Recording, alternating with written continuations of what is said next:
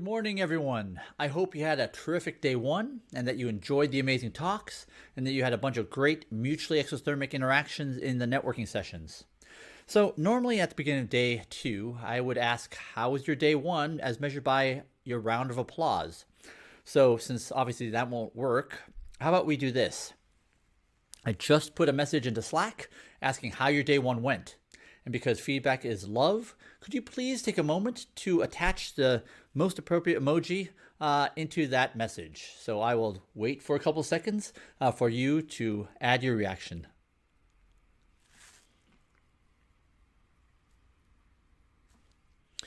All right, thank you so much. All right, so what I'd like to share with you today in these introductory remarks. I want to share with you what I've been learning as I've been having these amazing calls with Dr. Stephen Spear. And for now, let's just call it structure and dynamics.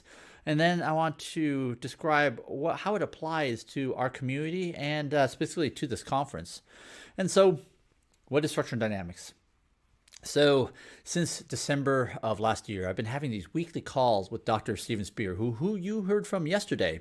And I've been trying to understand this mental model that he's had in his head that he uses to explain how the world works.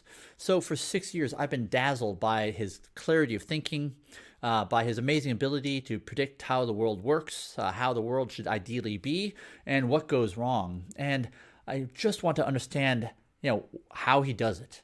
What is his mental model? And what's emerged out of it are really three constructs. And so I love the principle of parsimoniousness, the notion that the goal of science is to explain the most amount of observable phenomena with the fewest number of principles, to confirm deeply held intuitions and reveal surprising insights. And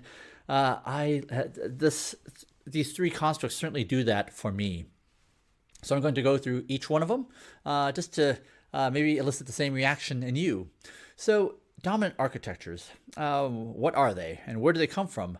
And so to answer that, Steve might say, well, we create organizations to solve problems. And typically we need an organization because the problem is so large that no one person can do it by themselves. And so whenever we do that, we end up in this situation where we got to figure out how do we decompose work so that teams can actually work independently of each other, and how do we describe the interfaces and interactions with the team so that we don't let each other down.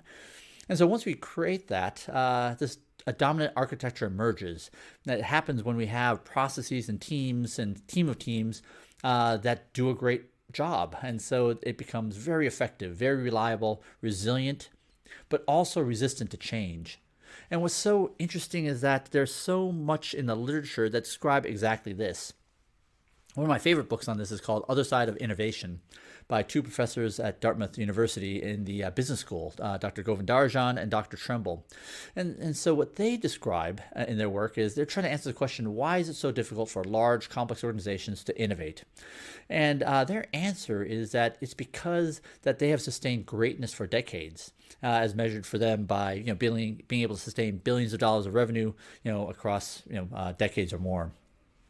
And so the way they do this is through process, through hierarchy.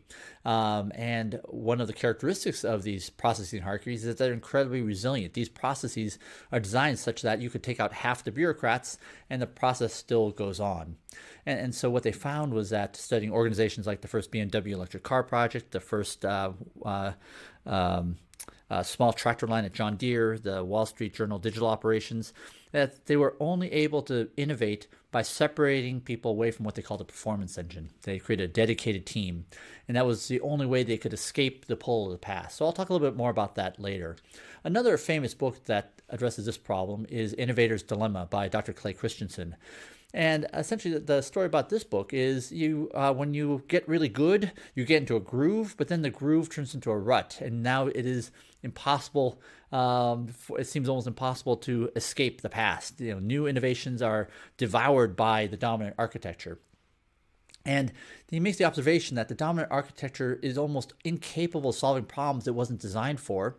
And moreover, it is probably incapable of even seeing the problems And again, I'll talk a little bit more about this later. And so, where specifically do they come from? So, in the beginning, in so many endeavors, everyone's in one room, and it's not clear how to divide up the work so that we know what the team should do, so we can meet at the end. And so, in startups, everyone does everything. And in large projects, you often are in a situation where everyone has to be in one room just to figure out how do we decompose the work and what actually makes sense. So that's structure. So sometimes it's just not clear what the dominant architecture should be. In the dawn of the automobile, it wasn't clear what the metaphor for steering should be. Is it like the tiller on a boat? Is it like the reins, controlling the horse and buggy? Or is it like the modern steering wheel? And so until that's decided, it's very difficult to have consistent engineering processes. Electric cars versus petroleum cars. To what extent, are their architectures similar or different?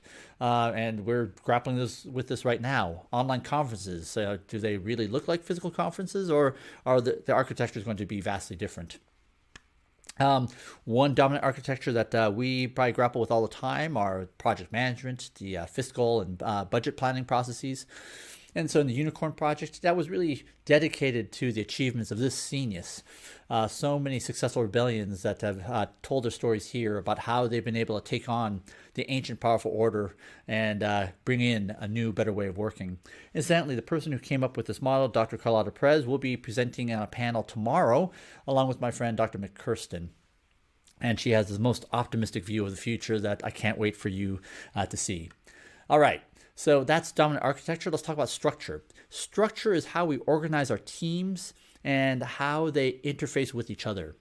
And that also, in our world, it also encompasses the architecture that we work within. So many people